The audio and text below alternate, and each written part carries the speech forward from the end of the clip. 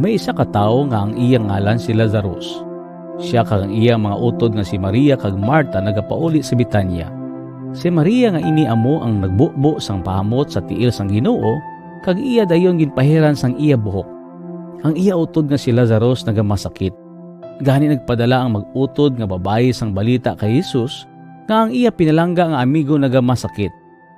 Pagkabati ni Jesus nga si Lazarus nagamasakit, nagsiling siya, "Ini nga masakit hindi magresulta sang kamatayon. Ang katuyuan nga nagamasakit siya kay agud mapadunggan ang Dios tungod sa iya gahom kag agud ako nga anak sang Dios mapadunggan man."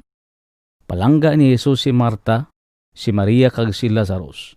Pero ginpaligad pa niya ang duwa ka adlaw pagkatapos nga iya nabalitaan nga si Lazarus nagamasakit. Gani ginsilingan sila ni Jesus sing maathag, "Patay na si Lazarus. Pero nagapasalamat ako nga wala ako didto, kay para ini sa inyo kaayuhan. Tungod kay may himuon ako agud magdugang pagid ang inyo pagtuo sa akon. Dali, kadtuan ta siya." Pagkabati ni Marta nga nagpadulong si Jesus, nagawa siya sa pagsugata sa iya pero si Maria nagpabilin sa balay. Pag-abot ni Marta kay Jesus, nagsiling siya, "Ginoo, kundiri ka lang. Wala kon tani na patay ang akon utod.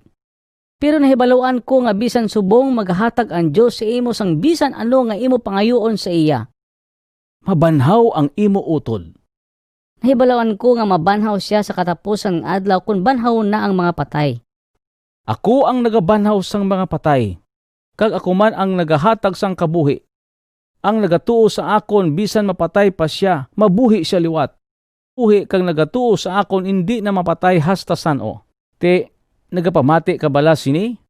"Nagapamati gid ako nga ikaw amo ang Kristo, ang anak sang Dios nga amon ginahulat nga mag-aabot diri sa kalibutan."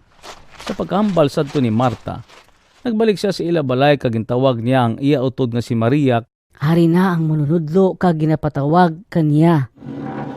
Pag-abot ni Maria didto kay Jesus, nagluhod siya ka nagsiling, "Ginoo, kung diri ka lang, wala kong tani na patay ang akon utod."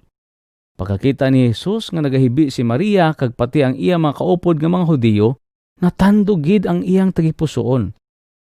"Sa diin ninyo siya ginlubong? Dali Ginoo itudlo namon sa imo." Naghibi si Jesus.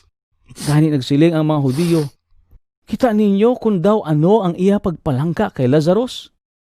Pero nagsiling ang iban, "Hindi bala ginayon niya ang mga mata sang bulag?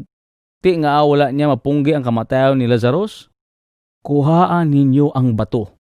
Pero nagsiling si Marta nga utod sang napatay, "Ginoo, mabaho na siya subong, kay 4 na kaadlaw nga siya ginlubong." "Hindi bala nga nagsiling ako sa imo nga kun magtuo ka, makita mo ang gahom sang Dios?"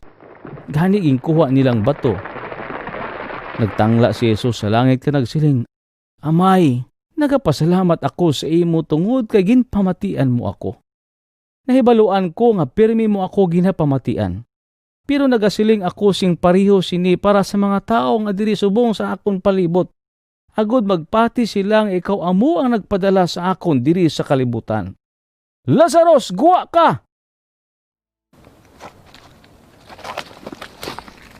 Kag nagwa matuod ang napatay nga si Lazarus, nga ang iya kamot kag tiil may nagasambod pa nga mga tila nga linen. Kag ang iya guya na putos man sang panyo. "Hubarin ninyo siya kag palakta."